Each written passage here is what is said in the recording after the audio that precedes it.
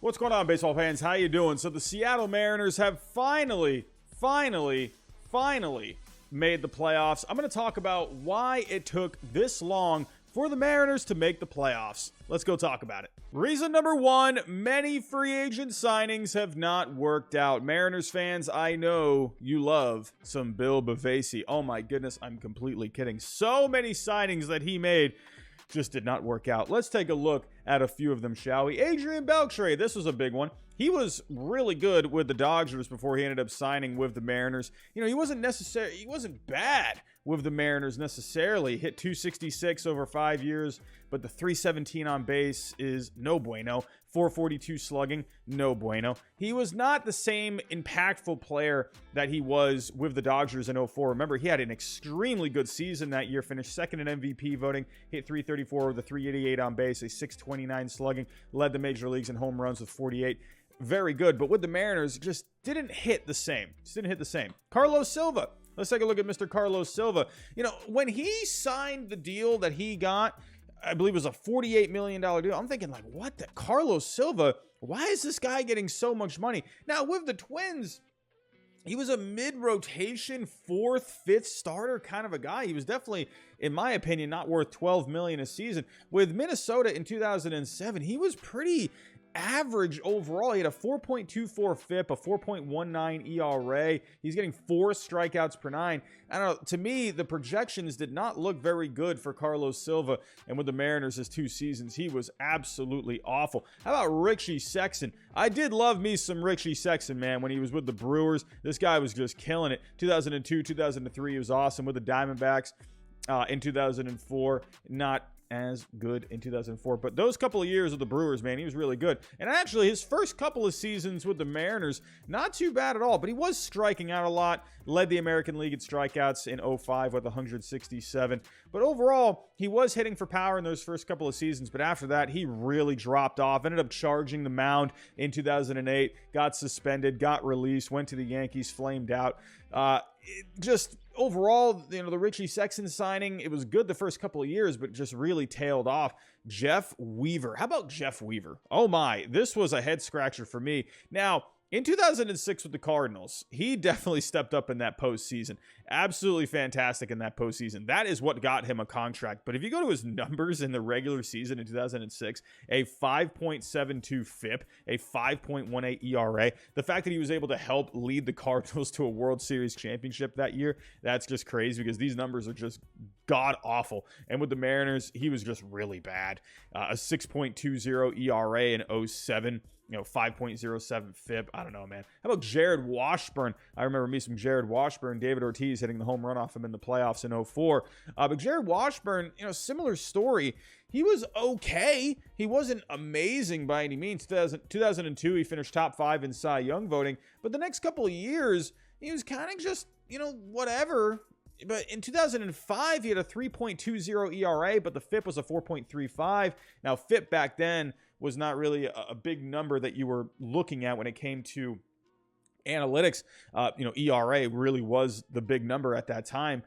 But Jared Washburn, his projections just were not very good. With Seattle, he ended up just having some pretty mediocre seasons. ERA at 4.32 in 07, but the FIP was a 4.77.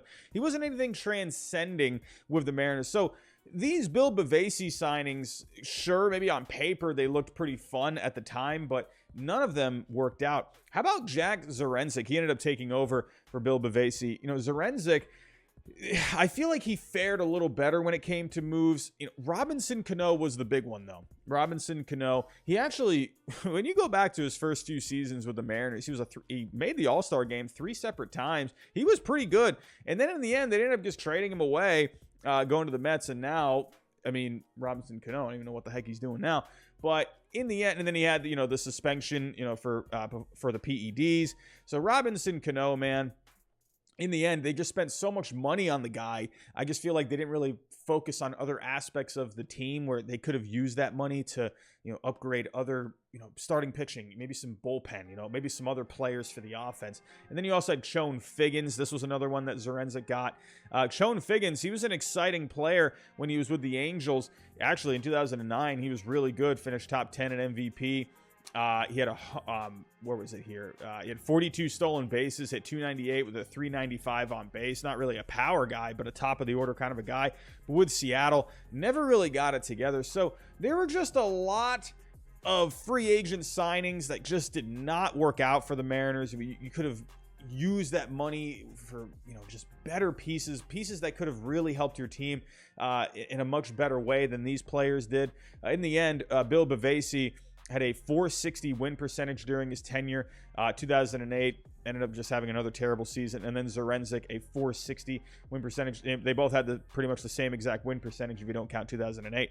But in the end, just a lot of poor free agent signings that just didn't work out. For the next reason, you traded away some good players and traded for some not so good players. Let's start off with Carlos Guillen. Early on in his career with Seattle, it was taking Carlos Guillen a little bit of time to get his footing, but he started to hit his stride in 2003. Ended up hitting 276 with a 359 on base. Was pretty solid that year. And then he ended up going on to have some really good seasons with the Detroit Tigers. How about Asdrubal Cabrera? Do you remember he was with the Mariners before he ended up going to Cleveland? He was actually really good in the Mariners farm system before he ended up getting traded. That last year that he was with Seattle in 2005, he was good in the minor leagues that year, hitting 318 with a 407 on base, a 474 slugging. Asdrubal Cabrera ended up going on to be a pretty versatile player and a winning player at the major league level. How about Matt Thornton? This one, not so big of a deal, but he ended up being a pretty big piece in the White Sox bullpen.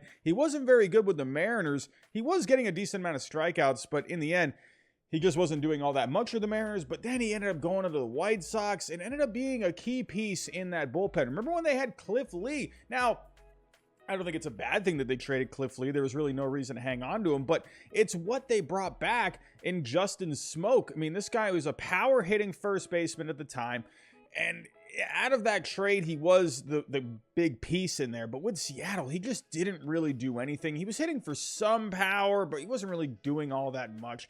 Michael Pineda, this was a top prospect at one point, ended up having some injuries early on in his career. But again, I don't think it was necessarily bad that they traded Pineda, because at the time they brought in Jesus Montero. This was a top prospect in the game at the time when he was with the Yankees. And in the end, Montero just didn't amount to anything. With Seattle, he was pretty abysmal. He had an okay 2012 season, hit 260 with 15 homers, 62 RBIs, but I don't know. He just wasn't very effective. Remember when they had Doug Fister? Doug Fister was a Mariner at one point. Now, again, one of these guys where he just ended up going on to a different team and just doing so much better with that team. He was with the Tigers in 2013. That was when they were going up against my Red Sox in the ALCS. Doug Fister ended up being just a really solid pitcher for other teams. Why could they not hang on to him and have him be a key piece of that rotation? How about Mike Zunino? This is more of a recent one. I like Mike Zunino. Now, Mariners fans, let me know what you think down below, but I think trading away Mike Zunino, to me, he was a power-hitting catcher and a very good defensive catcher as well. I think it would have been pretty cool if the Mariners ended up hanging on to him. Now they got Kyle Riley, so it's not that big of a deal. But Mike Zunino, I think, was a very nice piece to have on your team. And Mariners fans, I hate to bring this one up, but how about Eric Bedard? Oh, man, Eric Bedard. Now, when he was with the Orioles early on, Eric Bedard was pretty good. He was very solid. If you go back to that 2007 season, he finished top 5 in Cy Young voting. A very good year. 28 starts with a 13-5 record, a 3.19 FIP, 11 strikeouts per 9. Bedard was very good. And the Mariners at that time, we mentioned Carlos Silva earlier. They were really trying to revamp that starting rotation, and they brought in Eric Bedard. And Eric Bedard wasn't necessarily bad with the Mariners, but he was just injury-riddled. He had some pretty decent numbers when he was pitching, a 2.82 ERA in 2009 over 15 starts, about 10 strikeouts per 9. But he was just never really healthy with the Mariners, and in the end, they ended up just trading him to the Red Sox. But they ended up trading away a pretty big piece, and that brings me to the next reason. For the next reason, they have traded away some really good prospects. Let's start off with Adam Jones. I was just talking about Eric Bedard. Adam Jones was the centerpiece heading back to the Baltimore Orioles. Adam Jones was very, very good with the Baltimore Orioles. If we go take a look at these numbers, he was a top prospect in the game, a top 100 prospect. I believe he was in the top 50 at the time. But with Baltimore, man, he ended up just going on to have some extremely good seasons. An all-star from 2012 to 2015, also an all-star in 2009. Just a very good career for Adam Jones when he was with the Baltimore Orioles. Imagine if he could have put up these numbers consistently with that Mariners lineup every single year. I mean, I hate to do this, Mariners fans, but Jason Varitek, oh my goodness, you had Jason Varitek at one point, along with Derek Lowe. Ended up trading him in the 90s to the Red Sox, and they ended up going on to be key figures with the Red Sox in that 2004 World Series championship. Varitek helped the Red Sox again in 2007 win their second championship over those 4 seasons. I hate to say it, man, but you lost that trade. Freddie Peralta, more recently, he was in the Mariners system, ended up trading him away. Ryan Yarbrough, now with the Rays, he's been a pretty solid contributor for them. Pablo Lopez, he's been a pretty solid pitcher over the last few seasons. Don't forget about Paul Blackburn, had a pretty good season with the A's this year. They've traded away a lot of good prospects that have gone on to have a lot of success in their career with other organizations. But speaking of prospects, let's go to the next reason. When it comes to prospects, the Mariners have not done the best job at developing them. Sure, you've had Felix Hernandez. He was absolutely phenomenal, winning a Cy Young in 2010, having many all-star seasons with the Mariners. You also had Kyle Seager. He was really solid in his career with the Mariners, just recently retired. But other than that, what else have you had? You've had some high draft picks. Dustin Ackley, 2009 draft, the second overall pick. What did he amount to? Nothing. How about Jeff Clement? What did he do? Nothing. How about Danny Holdson? What did he do? He never even made it to the major leagues or whatever. He played 6 games. He pitched 3 innings in the majors. What did he amount to? Nothing. You also had Taijuan Walker. Don't forget about him. He was the 43rd pick in the 2010 draft. He did have some success with the Mariners early on in his career, but he ended up getting traded to the Diamondbacks. So in the end, you couldn't really get him to turn into anything.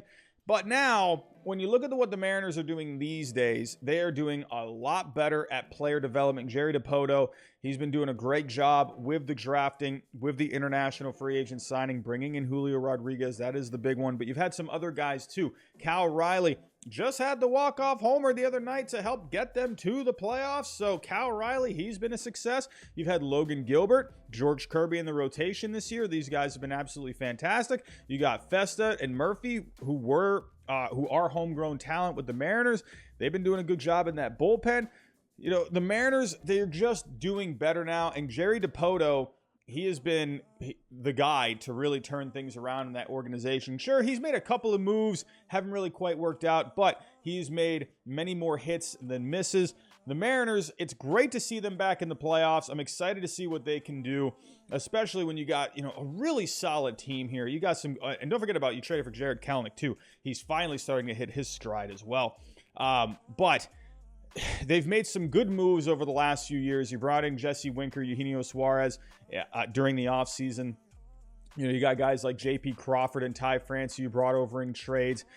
You got guys in this rotation that are doing phenomenal. Robbie Ray has been pretty solid. He got off to a bit of a bumpy start with the Mariners, but he's been good. You brought in Luis Castillo at the deadline. This team, there's just a different feel to this team now than what it's been over the last 20 years. Again, I'm very excited to see what they can do. I think they could come up with some magic in this postseason. And, when you look at this season and last season as well, it is just a completely different story from what we've seen since the last time they made the playoffs. And one more thing to add, I think Nintendo selling the Mariners back in 2016 ended up being the big thing that really changed the course of this organization. I just feel like in the end, when you look at any successful company, when you look at any successful organization, it always starts at the top. And I think with John Stanton and the Mariners Baseball Company buying out the majority of the stocks when it comes to the Seattle Mariners, I think in the end, you just put people in place that just cared more about this organization. Nintendo owning it, hey, they got a lot of other things going on. I don't even think people realize that Nintendo owned the Mariners at one point. But I think just in the end, you have people now in positions that care about winning with this team. And I definitely think that's a huge part of why the Mariners are in the spot they're in now. So those are my thoughts on why the Mariners have not been successful over the last 21 years. Let me know what you think down below. Were there any other reasons that I left out of this video? But that's all I have for right now. Thanks for watching, and I'll talk to you next time.